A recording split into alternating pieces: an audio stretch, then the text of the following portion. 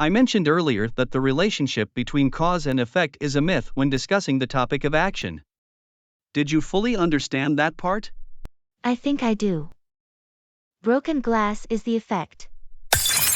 What is the cause? I dropped the glass, and it fell down and broke. We can stop here or we can ask more questions like why the glass should fall down. The glass fell down because of the gravitational force of the Earth.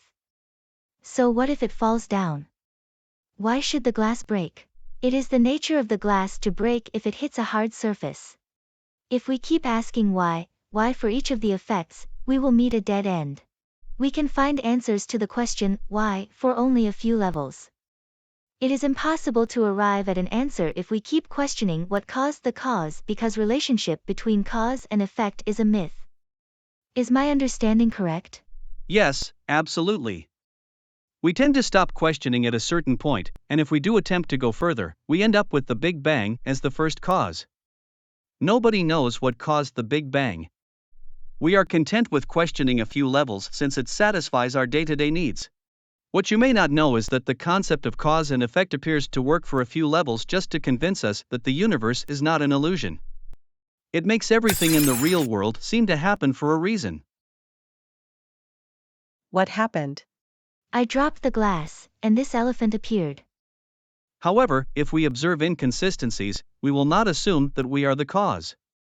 Therefore, this apparent cause-effect relationship is in place to convince us that we are not living in a dreamlike illusion but in a real world. Only in the dream, unexplainable things can happen. If it really happens in our life, we will question the reality of the universe. Therefore, cause and effect follow very strict laws for a few levels. Elephants do not appear when the glass is dropped. What happened? I dropped the glass. Oh, be careful next time. Our so-called real world is also very similar to the dream world where everything happens, and no one is doing anything. However, the apparent cause and effect give us a feeling that we are the doers. In addition, it makes our world different from the dream world. I see now. So, cause and effect is like a curtain that conceals the fact that the world is an illusion. But if we keep questioning, we might uncover the truth and achieve enlightenment. Exactly. All that exists is here and now. When our minds receive input from the five senses, they create the concept of space and time to make sense of these perceptions. This is the first step. Once we assume space and time to be true, we start to see things happening around us. We don't automatically assume that we are the ones causing these events unless we perceive a clear cause-effect relationship. Thus, things unfold in a way that makes us believe we are the doers of actions. Therefore, cause and effect relationships play an important role in making the illusory universe appear real. I understand. It appears that the cause happens for the sake of bringing about the effect. In other words, the effect demands the cause should happen. In the traditional diagram cause and effect, we usually draw the arrow pointing one way. However, it's the effect that dictates the cause.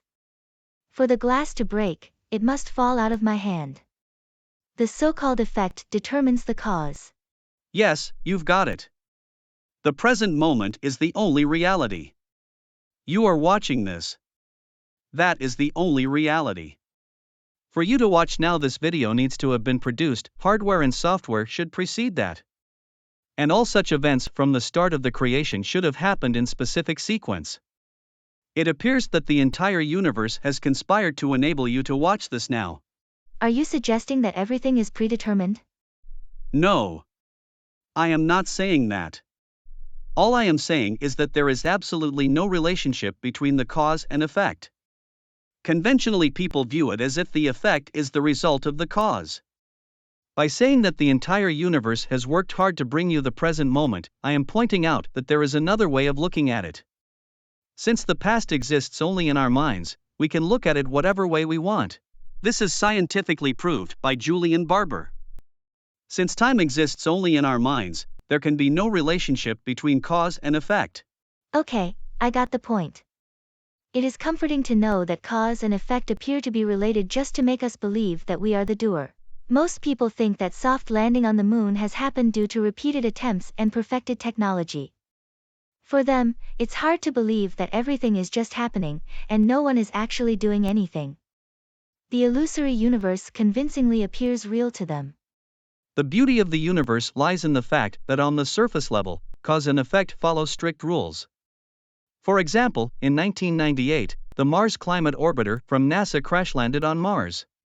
Scientists worked hard to identify the cause of the problem, and they eventually discovered a software bug that mixed up the metric system with the standard system.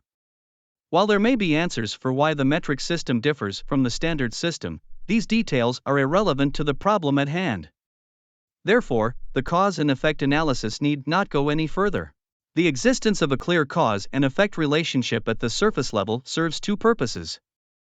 Firstly, it allows primitive beings to evolve into modern humans through scientific progress. Secondly, it provides a sense of agency to individuals' egos. Yes, it's fascinating how the universe seems to work hard to convince us of its reality, while also leading us towards enlightenment by revealing its illusory nature. Nature has laid out a path for all of us to move towards enlightenment, but it's a challenging journey for many. However, those who persist and continue questioning will eventually realize that cause and effect is a myth, and they will understand that the universe is an illusion.